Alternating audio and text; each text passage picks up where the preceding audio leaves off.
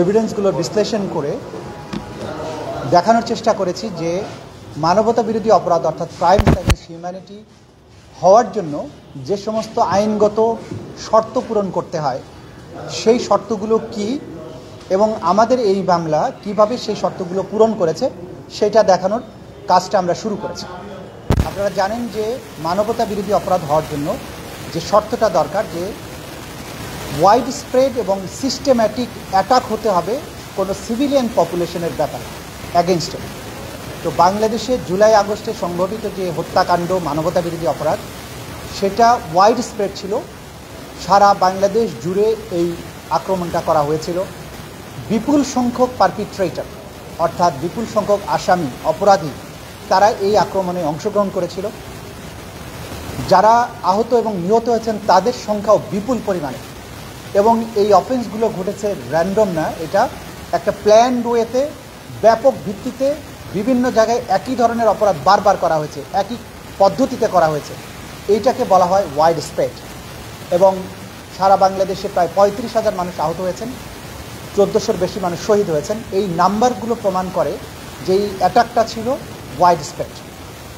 আরেকটা শর্ত হচ্ছে সিস্টেম্যাটিক হতে হবে।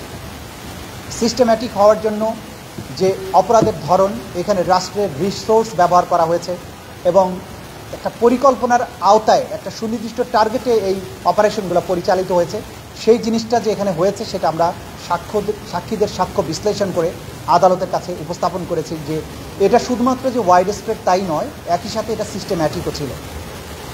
আমরা এই সাক্ষী বিশ্লেষণের মাধ্যমে আন্তর্জাতিক আইন অর্থাৎ রোম স্ট্যাটিউট আইসিসির যেটা আছে সেখানে এই অ্যাটাকটাকে কীভাবে ওয়াইড স্প্রেড এবং সিস্টেম্যাটিক হয়, আন্তর্জাতিক আইনের যে বৈশিষ্ট্যগুলো আলোচনা করা হয়েছে সেগুলো আমরা ট্রাইব্যুনালের সামনে তুলে ধরার চেষ্টা করেছি। এবং এই সব কিছু দেখানোর মাধ্যমে আমরা প্রমাণ করেছি যে জুলাই আগস্টে যে আক্রমণ হয়েছিল, যে মানবতা বিরোধী অপরাধটা হয়েছিল, সেগুলো ব্যাপকভাবে পরিচালিত হয়েছিল, ওয়াইড স্প্রেড ছিল, সিস্টেম্যাটিক ছিল এবং এটা ফুললি আন্তর্জাতিক আইনের শর্ত অনুযায়ী এইটা ক্রাইমস এগেইনস্ট হিউম্যানিটি বা মানবতা বিরোধী অপরাধ, যেটি এই ট্রাইব্যুনালে বিচারযোগ্য।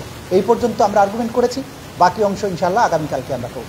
আপনারা এটা দেখাতে গিয়ে দুপুরবেলা আমরা হৃদয়ের ঘটনা দেখেছি, এই নৃশংস ঘটনাটা একটু বলবেন যে আপনারা কি দেখিয়েছেন বা কি নৃশংসতা? নৃশংসতার ব্যাপারে আমাদের সেপারেট সব এভিডেন্স আমরা দেখিয়েছি। অন্যতম একটা ঘটনাকে আমরা আদালতের সামনে উপস্থাপন করেছি যে 5ই আগস্টে বিকালবেলায় গাজীপুরের কোনাবাড়িতে হৃদয় হোসেন নামে একটা তরুণ, যে পুলিশের নির্বিচার গুলিবর্ষণের পরে গলির মধ্যে পালিয়ে গিয়েছিল, সেখান থেকে ধরে এনে তাকে সারাউন্ড করে পুলিশ সদস্যরা পিঠের মাঝখানে রাইফেলটা ঠেকিয়ে গুলি করে তাকে হত্যা করে। শুধু হত্যাই করে না, তার কয়েক মুহূর্তের মধ্যেই আহত এবং জীবিত সেই ছেলেটিকে টেনে হিস্ট্রে অমানবিক পদ্ধতিতে গলির মধ্যে নিয়ে যায় এবং তারপর থেকে তাকে আর কখনো পাওয়া যায়নি। সেই তরতাজা তরুণ ছেলেটিকে পরবর্তীতে তদন্ত সংস্থা জানতে পারে যে তাকে একটি গাড়িতে করে মধ্যরাতে তার মৃতদেহ কড্ডা নদীতে গিয়ে ব্রিজ থেকে ফেলে দিয়ে গুম করে দেওয়া হয়, যেটা উদ্ধার করার জন্য তদন্ত সংস্থা ডুবুরি নামিয়ে নদীতে চেষ্টা করেছে, কিন্তু 1 বছর পরে হওয়ার কারণে নদীতে প্রবল স্রোত থাকার কারণে সেটার কোনো রিমেইনিং আমরা উদ্ধার করতে পারিনি। কিন্তু তাকে যে হত্যার যে চিত্র, কোনো রকম উস্কানি ছাড়া সিভিলিয়ান পপুলেশনকে এরকম ধরে নিয়ে এসে নিষ্ঠুরভাবে হত্যা করার যে কালচার পুলিশ অনুসরণ করেছে জুলাই আগস্টে, সেই নিষ্ঠুরতার একটা মাত্রা আমরা তুলে ধরেছি। ইনহিউম্যান অ্যাক্ট হিসাবে তাদের এই নিষ্ঠুরতার প্রমাণ আমরা তুলে ধরেছি। এবং এই সব কিছু শুধুমাত্র হৃদয়ের ক্ষেত্রেই নয়, আশুলিয়াতে জীবিত মানুষকে পুড়িয়ে হত্যা করার দৃশ্য দেখেছি, মৃতদেহগুলোকে পুড়িয়ে ফেলার দৃশ্য দেখেছি, হাসপাতালে চিকিৎসা করতে বাধা দেওয়ার দৃশ্য দেখেছি, চিকিৎসা না করে ফেলে রাখার জন্য নির্দেশের কথা আমরা জেনেছি, রিলিজ করে বাইরে গিয়ে যাতে ট্রিটমেন্ট নিতে না পারে সেজন্য আটকে রাখার যে কালচার সেটাও আমরা দেখেছি। যতগুলো Immigration to Canada.